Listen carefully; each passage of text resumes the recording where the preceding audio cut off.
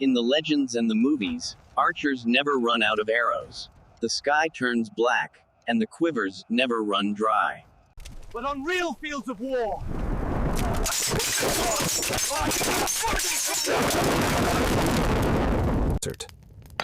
the true power of the longbow was never just the bow.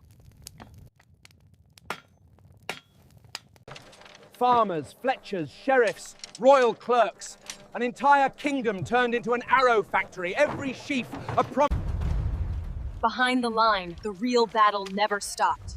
Barrels cracked open, arrows sorted, bundles sent forward.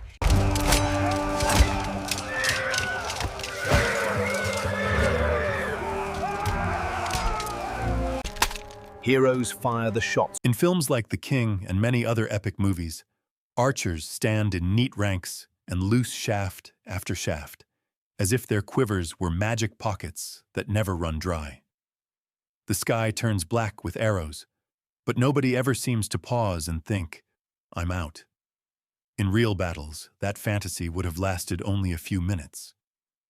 Each archer carried a fixed, very finite stock of arrows, and a quiver could be emptied in the time it takes to finish a short speech.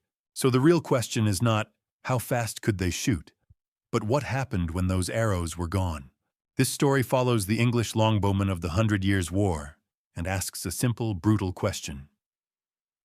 How did they make sure they did not run out of ammunition halfway through a fight?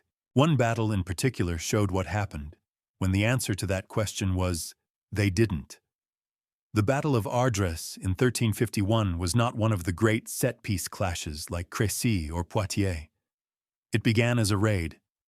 John de Beauchamp, the English military governor of Calais, set out with a small, hard-hitting force, about as many men-at-arms as mounted archers. On paper, it was a disciplined raiding group, mobile and dangerous, the kind the English used again and again in France. But on that day, the English ran into a much larger French force. Beauchamp's men pulled back towards Saint-Omer, then made a stand in a bend of a river, using the curve of the water like a natural fortress. It was a clever choice of ground. The French dismounted and charged not once, not twice, but 3 times. Each time the longbowmen did what they did best.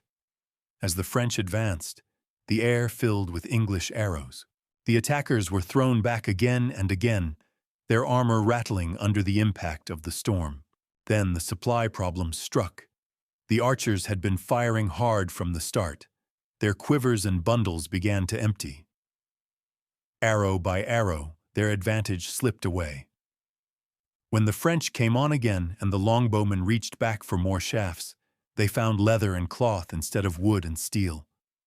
With no arrows left, those lightly armored archers had to drop their bows and rush into close combat.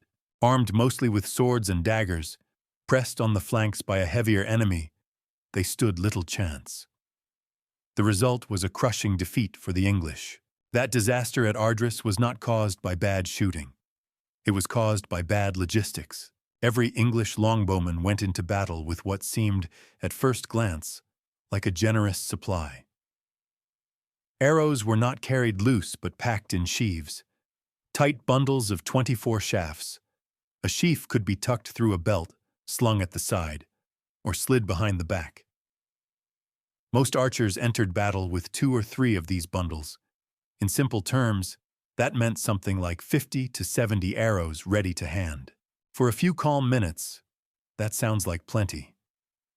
For a long, furious engagement, it is a tiny number.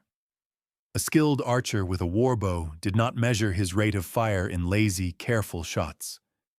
Contemporary sources suggest that anyone who could not loose about 10 arrows in the time it takes to say a short prayer was considered unfit for service.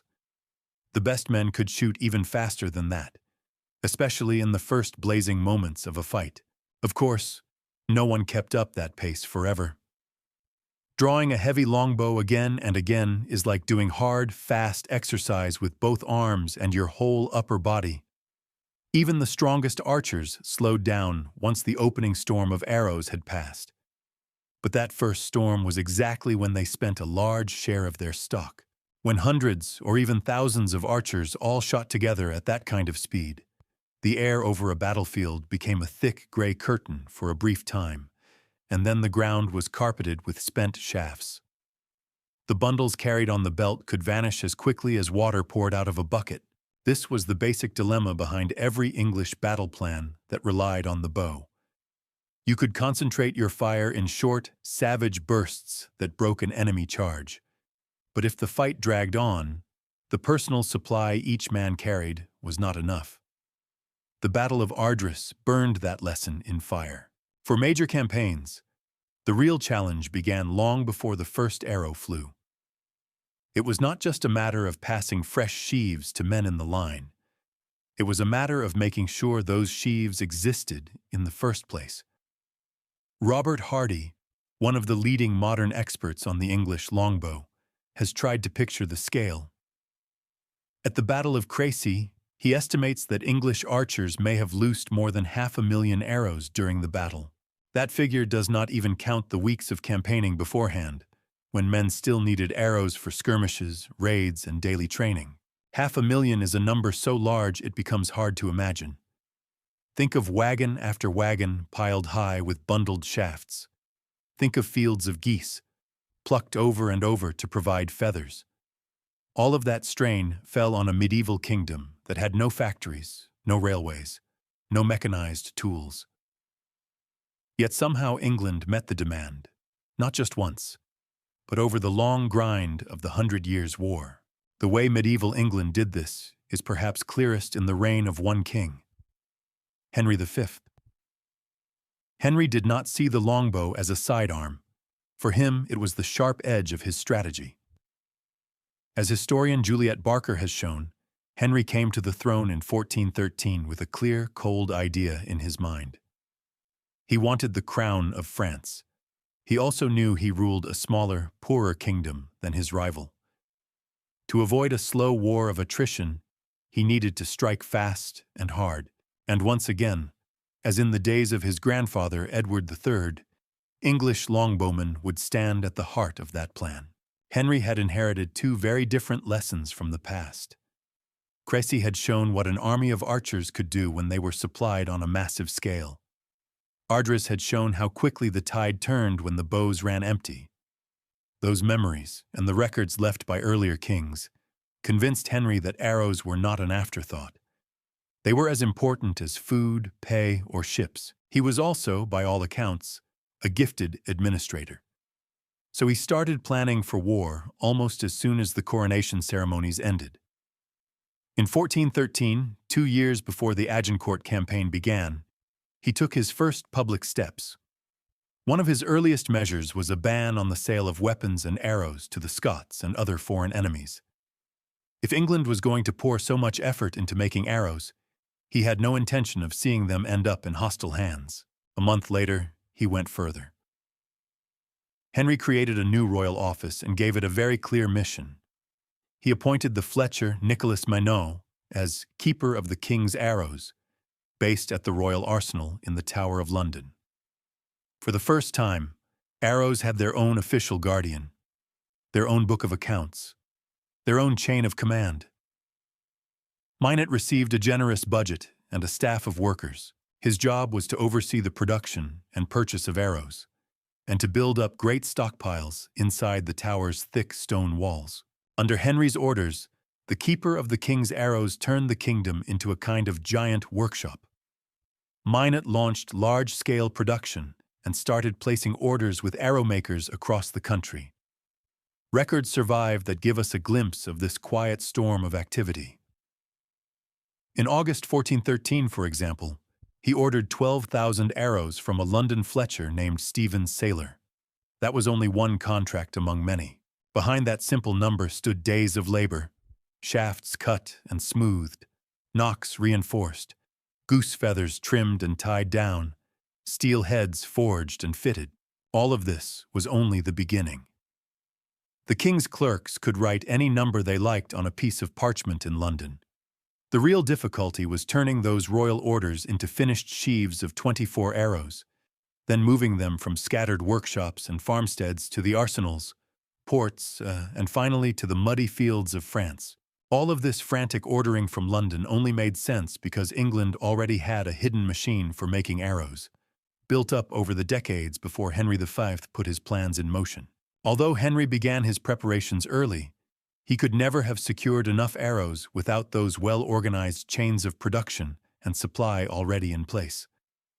Over the previous generations, the longbow had moved from being just another weapon to being the backbone of English armies.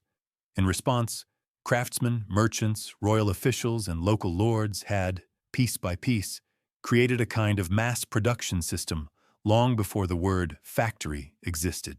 To see why this was such an achievement, you have to look at a single arrow. At first glance, it seems simple. A stick, a point, some feathers. In reality, it was a small, deadly machine made from several carefully chosen parts. The shaft had to be straight, smooth, and free of knots. The wood could not twist or bend as it flew. At the nock, where the string bit into the arrow, the wood needed a delicate reinforcement of horn, cut and shaped by hand so that repeated shots would not split it. The fletching required large, strong goose feathers, matched and trimmed, so the arrow spun just enough, but not too much. The head was forged from steel and shaped with a clear purpose, some broad and cruel for soft targets, others narrow and sharp to punch through armor. Every part had its own story, its own problems. Take the feathers. A single arrow used only a few, but an army at war could burn through arrows by the 100,000. That meant millions of goose feathers over time. Not just any feathers either. They needed the biggest, strongest, most perfect ones from the wings. Behind every storm of arrows stood flocks of geese, plucked again and again, and a web of buyers and sellers who moved the feathers from farms and marshes to the towns where fletchers worked. Most of this work was done not in a single great workshop, but in hundreds of small ones scattered across England. Local arrow makers in villages such as Bridgewater, Taunton, and Sherborne took in wood, horn, steel, and feathers from their surroundings. Day after day, they turned these raw materials into finished shafts. They bundled them into sheaves of 24, tied with cord, and stacked them in piles ready to be collected. The way the supply chain functioned can be summed up in a simple pattern. When the king needed ammunition, he issued orders to the counties. The sheriffs in those counties became the key links between the crown and the countryside. They had to make sure the right numbers of arrows were produced, gathered, and sent on their way. Arrow makers in the villages did the crafting.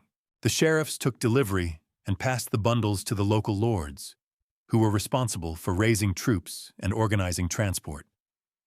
From there, the loads were brought to the nearest large town. In the west, for example, that might be Bristol.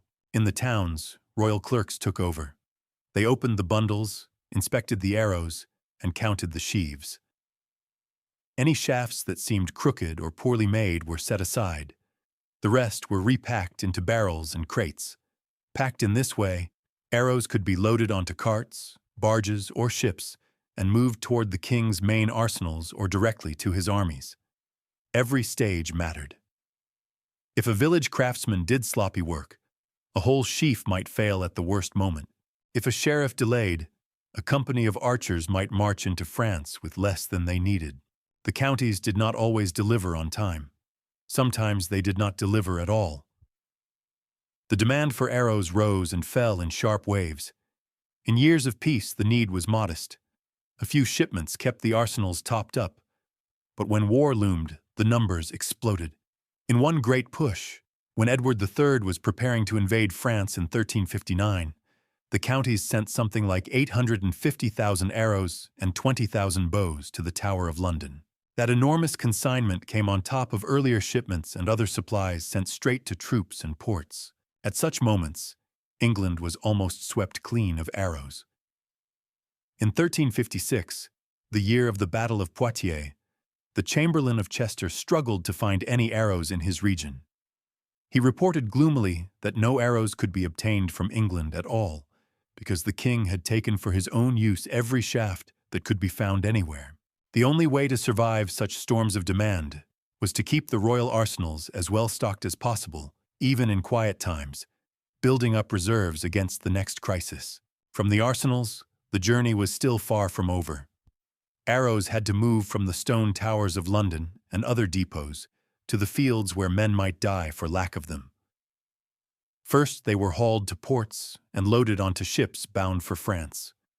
There, they were unloaded again and gathered at key distribution hubs. From 1347 onward, the most important of these was Calais, the English stronghold on the French coast. Calais became a kind of vast forward magazine, a place where arrows, bows, armor, and other supplies could be stored, counted, and issued. When an army took the field, it carried its own store of arrows in its baggage train. These were the long lines of wagons and pack animals that followed the troops everywhere, laden with food, tents, equipment, and spare weapons. During longer campaigns, or when operations began in a different region, arrows were sent directly from hubs like Calais to the army in motion. The supply of shafts had to flow like food and drink. If the stream stopped, the army's main strength dried up. Within each army, the system became more personal. Each company of archers had its own wagon loaded with their gear and extra sheaves. The wagon traveled with the unit, guarded by men who knew that, in a sense, the fate of their comrades' lives rode in the back. Bowyers and fletchers often marched with the army as well. They set up makeshift workshops in villages, barns, or under canvas, repairing cracked boughs, resetting loose heads, and replacing damaged fletching. On the day of battle, all of these careful preparations came to a sharp point. The baggage train usually stayed at a safe distance behind the fighting line. The wagons were too precious and too slow to risk near an enemy charge. That meant the archers on the front line could not simply reach back and put a hand on a new bundle whenever they wished. Either they had to go back to the wagons themselves, or someone had to bring the arrows forward. Often this someone was not a knight or a man-at-arms, but the people who lived in the shadow of the army, the camp followers. These were men and women who cooked, washed, repaired clothes, and did 100 other jobs. In English armies, women and young people often played a key role in the flow of arrows.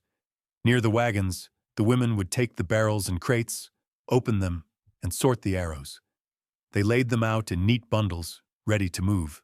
Then boys ran the shuttle between rear and front. They grabbed armfuls of sheaves, trotted or sprinted across the churned earth, and dropped them at points where longbowmen could easily reach them. On the way back, they shouted quick reports about how many bundles were left. This constant chatter helped the archers pace their fire. If they heard that the wagons were still heavy with sheaves, they could keep up a fierce storm. If word spread that the supply was thinning, they eased off, saving shafts for the crucial moment. Robert Hardy suggests that, in some cases, archers themselves also ran back to the wagons once their personal stock was empty. The longbowmen were usually arranged in several ranks rather than a single thin line. This formation allowed more men to shoot into the same space and made it easier to rotate them. When an archer had emptied his quiver, he could step back and jog to the rear to collect more arrows from the waiting bundles, while a comrade from behind stepped into his place in the front rank. Over time, this kind of quick changeover seems to have become standard procedure. It turned the bowline into a living conveyor belt of men and ammunition. Even with all this effort, arrows remained too precious to waste. During longer campaigns, it was common practice to collect and reuse shafts that had already been shot. It was rare and far too dangerous for archers to try this in the middle of a battle. Most arrows landed in the brutal chaos where infantry and cavalry hacked at each other. No commander would want lightly armored longbowmen to wander into that killing ground just to pick up a few more shafts. But once the fighting ended and the battlefield fell silent, the work began. Archers swept across the ground like gleaners after harvest. They pulled arrows out of the soil, out of shields, and even out of the bodies of fallen men and horses. Then they sorted them into piles. Some were snapped beyond repair. Others needed only new feathers or a fresh head.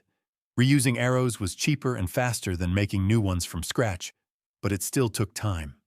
In 1343, for example, an English army collected 7,000 arrows and shipped them back to England.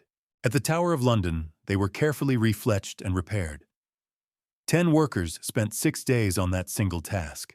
All of these layers of planning and labor came together in the Agincourt campaign, and now we can see how Henry V's elaborate preparations turned into a very real storm of steel and feathers on a muddy French field in 1415.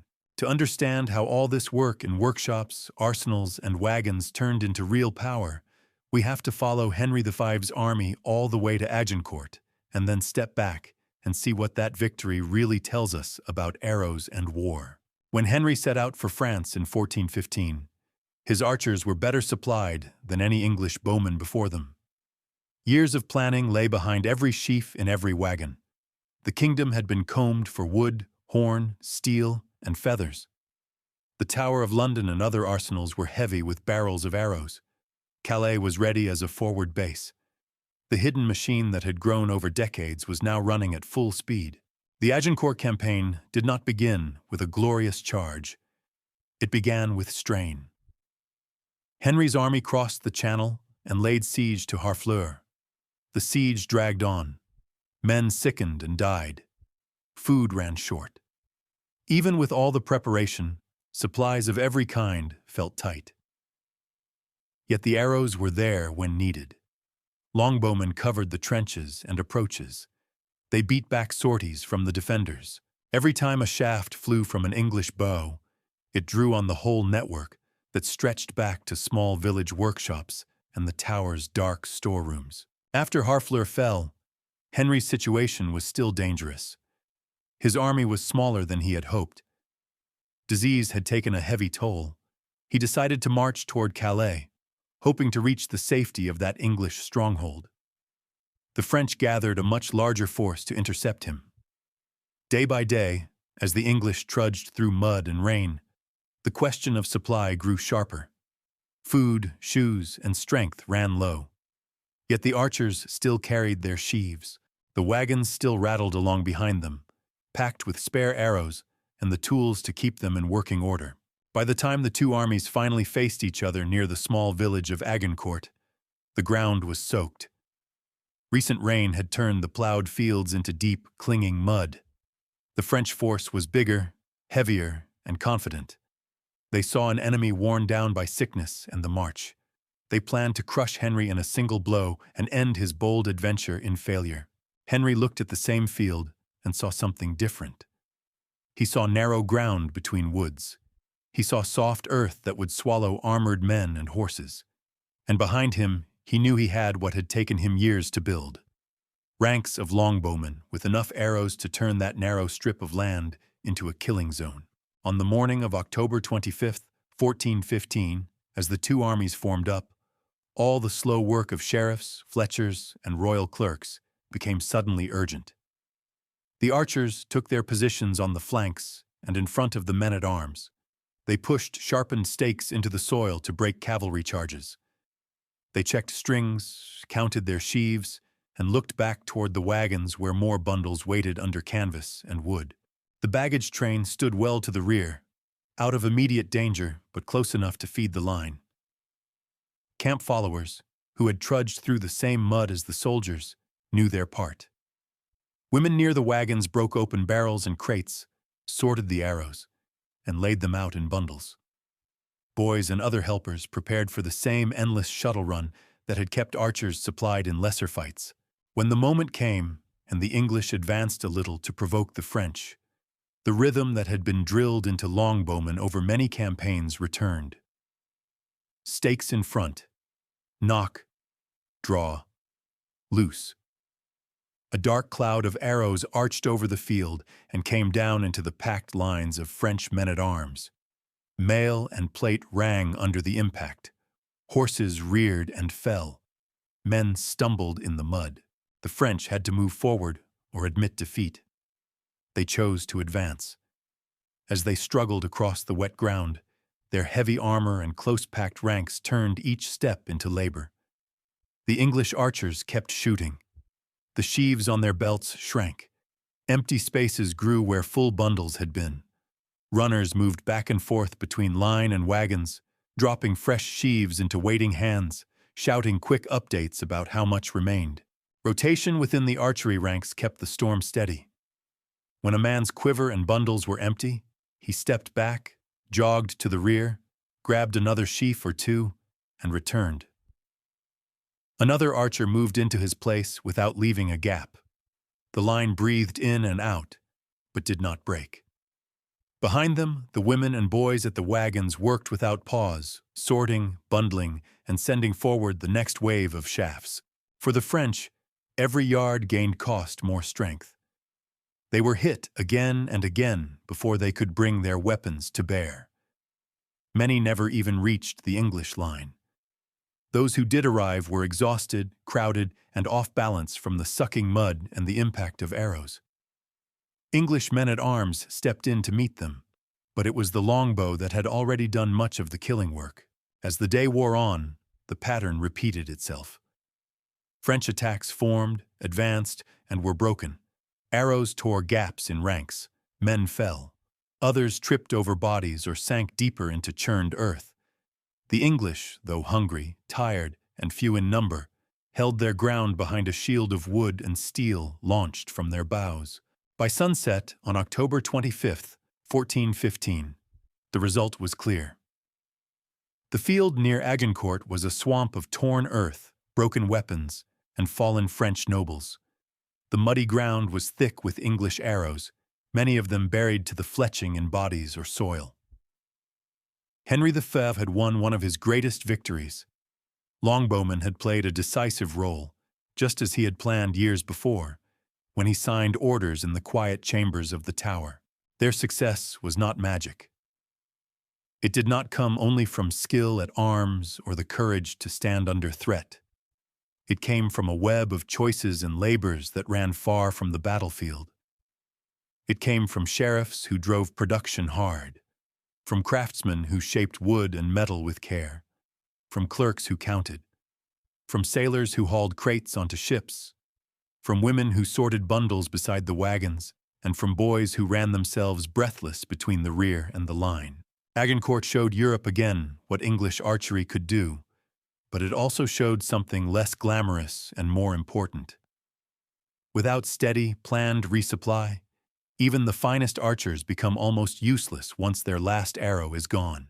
In the final part of this story, we can step back from the mud and blood of Agincourt and look at what this long struggle to keep quivers full tells us about the deeper nature of warfare, technology, and the fragile line between order and collapse. All of this leads to one last, broader lesson about war, technology, and how fragile our sense of security really is. When you watch a film full of medieval battles, it is easy to focus on the shine of armor or the slow-motion flight of a single arrow. The camera usually follows heroes, not quartermasters. Yet the story of English longbowmen in the 100 Years' War shows that the true strength of an army lies in a web of effort that stretches far beyond the front line. The longbow was a fearsome weapon in the hands of a trained archer, but the bow alone did nothing. Power came from the combination of skill, discipline, and a constant flow of arrows. Every shaft that left a bowstring at Agincourt depended on people who would never be named in a chronicle or shown in a painting. A farmer who raised geese on a muddy field, a smith who forged steel heads in a village forge, a clerk who wrote out orders by candlelight, a woman who sorted sheaves beside a wagon in the rain. The more closely you look at that system, the more complicated it becomes. To keep archers supplied, the crown needed forests that could produce good arrow wood. It needed herds of livestock for glue and horn. It needed iron and charcoal for steel. It needed roads passable enough for wagons. It needed ships and sailors to cross the channel. It needed a legal structure strong enough to make sheriffs do their jobs and craftsmen meet royal demands. It needed money to pay for all of this, and some measure of trust that the king would not simply take without end. In that sense, an English arrow was not just a piece of wood with a point. It was the tip of an entire society.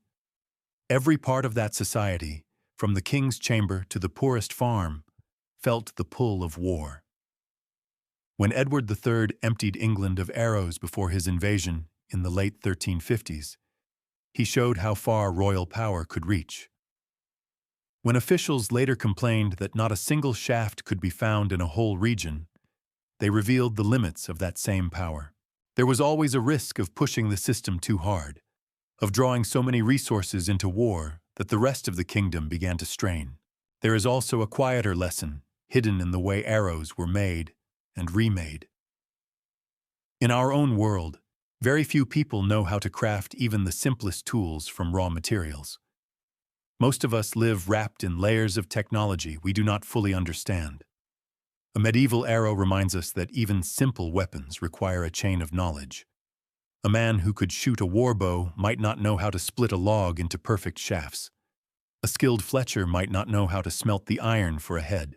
Each step depended on someone else. When historians and craftsmen today try to reconstruct longbow arrows using traditional methods, they often discover just how many skills have to come together. Learning to plane a shaft so it stays straight in flight takes time. Cutting and fitting a tiny horn nock without splitting the wood is delicate work.